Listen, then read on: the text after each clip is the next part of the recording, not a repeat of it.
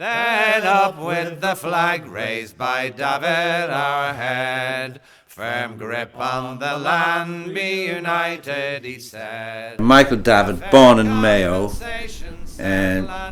just prior to the Great Famine, migrated to England, settled with his family in Haslingden, lost his arm in a mill between Haslingden and Accrington in Baxenden, and paradoxically, as a result of that, he went to school, became politicized, joined the IRB, was incarcerated, founded the National Land League, which paved the way ultimately for Irish independence. It's interesting that the site of where he actually lost his arm, the Alliance Mill, is now a scrapyard run by a couple of Asian lads. There is an analogy, I think, to be drawn between the social situation in Haslingden when the Irish migration, certainly the settled migration, and the presence of Asian heritage migrants to this town, with the same sort of simmering unease. You could see his life in certain stages, his life in England, his return to Ireland, the setting of the Land League, and then a sort of latter stage where he spent a lot of time as a reporter and travelled extensively, which was quite very rare in the 1890s. But also he was very involved in the development, rather, of the nascent Labour Party.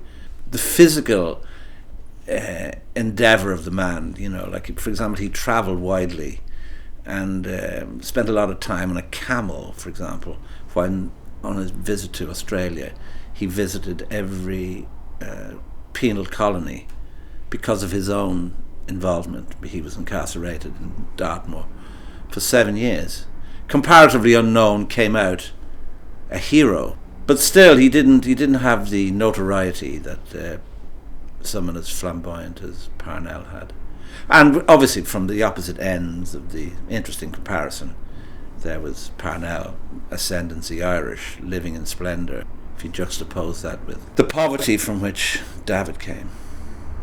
As you peel back the various layers of his interests, his multifarious interests, how did he fit all this activity in? As I said, he spoke several languages. He wrote, he gave evidence to parliamentary committees on prison reform. I can't think of any other ex-prisoner, of particularly political prisoners, who gave evidence to House of Commons select committees, in terms of advocating reform. Well, in 2006 it was suggested that given wearing my singing hat, it was suggested it might be appropriate to look at any songs or in the tradition pertaining either specifically to Davitt or to that which he was passionately involved with.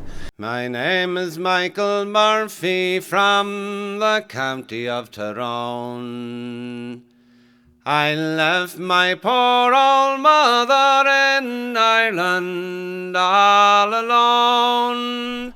It was interesting to unearth some local material from, for example, Robert West Whalley, who was a Blackburn dialect poet, but also wrote a song entitled Michael Murphy, for example, that it could have been written about Michael Davitt, talking about leaving Ireland and coming over here to work the harvest and what have you. It could have been talking to anyone of his generation, or indeed his parents' generation.